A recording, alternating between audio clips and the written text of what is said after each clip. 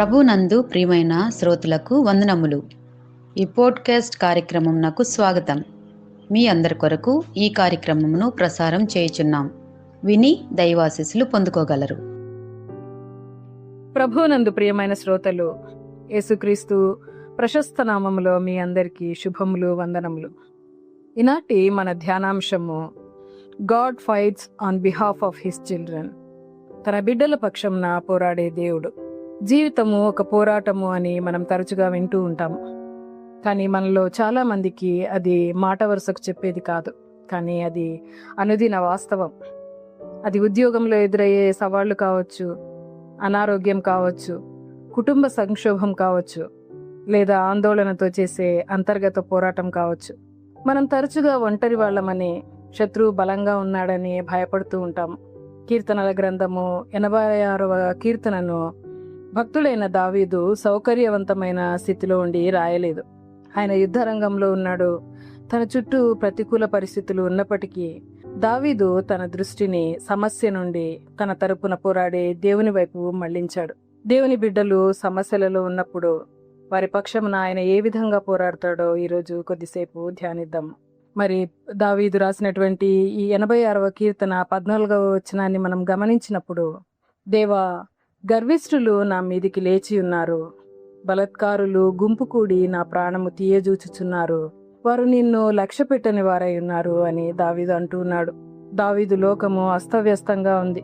గర్విష్ఠులైన శత్రువులు, క్రూరమైన భక్తిహీనులైన మనుషులు వేటగాళ్లలా అతనిని వెంటాడుతూ ఉన్నారు. బహుశా అది సౌలు సైన్యం కావచ్చు, అబ్షలోము తిరుగుబాటుదారులు కావచ్చు, లేదా రాజభవన కుట్రదారులు కావచ్చు. వారికి దేవుడంటే భయం లేదు. వారు అధికారం కోసం జీవించేవారు. దావీదు ఒంటరివాడయ్యాడు.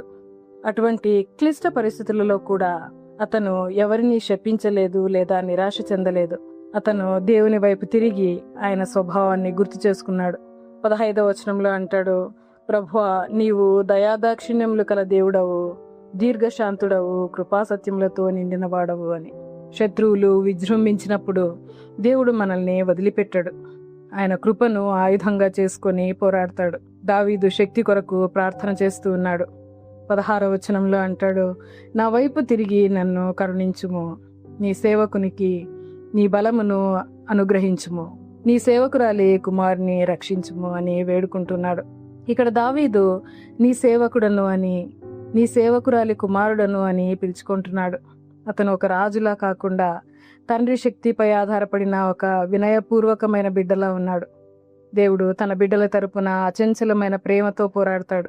యెషయా గ్రంథము 41వ అధ్యాయము 10వ వచనంలో మనం చూసినప్పుడు, భయపడకుము, నేను నీకు తోడై ఉన్నాను, దిగులు పడకుము, నేను నీ దేవుడను, నేను నిన్ను బలపరుతును, నీకు సహాయం చేయువాడను నేనే, నా నీతిను దక్షిణ హస్తముతో నిన్ను ఆదుకొందును అని దేవుడు మనకు వాగ్దానం చేస్తూ ఉన్నాడు. మనం మొరపెట్టినప్పుడు దేవుడు రంగంలోనికి దిగుతాడు. ఆయన మనల్ని రక్షిస్తూ మన అడ్డంకులను తొలగిస్తాడు. 1 సమూయేలు గ్రంథము 17వ అధ్యాయంలో మనము బాలుడైన దావీదును చూస్తాం. ఎంతో బలాఢ్యుడైన గొల్యాతు దేవుని ప్రజలైన ఇశ్రాయేలీయులను హేళన చేశాడు. సైన్యం భయంతో వణికిపోతూ ఉంది. కానీ బాలుడైన దావీదు ఆ ఫిలిస్తీయుడైన గొల్యాతు వైపు పరిగెత్తుతూ ఇలా అన్నాడు, నీవు కత్తియు ఈటయు బల్లెమును ధరించుకొని నా మీదికి వచ్చుచున్నావు, అయితే నేను సైన్యములకు అధిపతియగు యెహోవా నామమున నీ మీదికి వచ్చుచున్నాను అని ఎంతో ధైర్యంగా ముందుకు వెళ్ళాడు. అక్కడ పోరాడింది దావీదు, అతని వడిసెల మాత్రమే కాదు. దేవుడే ఆ రాయిని విసిరి శత్రువును నెలకూల్చాడు. దేవుడు తన బిడ్డల తరపున పోరాడాడు కాబట్టే గొల్యాతు నేలకూలాడు. అదేవిధంగా మనము నిర్గమకాండము 14వ అధ్యాయంలో గమనించినప్పుడు, ఫరో సైన్యము ఇశ్రాయేలీయులను తరుముతూ ఉన్నారు. ఎర్ర సముద్రం దగ్గర చిక్కుకుపోయిన దేవుని ప్రజలు మొరపెట్టినప్పుడు దేవుడు నీళ్లను పాయలుగా చేసి శత్రువును ముంచివేసి మోషే ద్వారా ఇలా ప్రకటించాడు, భయపడకుడి, యెహోవా మీ పక్షంన యుద్ధము చేయును, మీరు ఊరకయే ఉండవలెను అని మోషే ఇశ్రాయేలీయులకు చెప్తూ ఉన్నాడు. సముద్ర తరంగాలు గోడలుగా మారాయి. శత్రువులు నాశనమయ్యారు. దేవుడు తన బిడ్డల తరపున పోరాడాడు. ప్రియ శ్రోతలు, మన సమస్యలలో, మన ఆందోళనలలో, మన అనుదిన పోరాటంలలో మనము ఒంటరిగా లేమని, మన పక్షంన పోరాడే దేవుడు మనతో కూడా ఉన్నాడన్న సత్యాన్ని మనం గుర్తుంచుకోవాలి. దావీదు వలె మన సమస్యలలో, అవసరతలలో దేవునికి మొరపెట్టు వారంగా ఉండాలి. ఆయనకు మొరపెట్టు వారందరి ఎడల ఆయన కృపచూపు దేవుడు. ఆయన వాగ్దానంలను ఎత్తిపట్టుకొని మన పోరాటంలలో ధైర్యంతో ముందుకు సాగు వారంగా ఉందాము. ప్రార్థన చేసుకుందాము. ప్రేమ కనికరం గల మా పరలోకపు తండ్రి, మా సమస్యలలో, పోరాటంలలో మేము మీకు మొరపెట్టు వారంగా ఉండుటకు మాకు నేర్పించుము. మేము ఒంటరిగా లేమని, మీరెల్లప్పుడూ మాతో కూడా ఉండి మమ్మల్ని నడిపించే దేవుడవని విశ్వసిస్తూ మీకు కృతజ్ఞతాస్తుతులు చెల్లించుకుంటూ యేసునామంలో ప్రార్థించి వేడుకొంచున్నాం తండ్రి. ఆమేన్.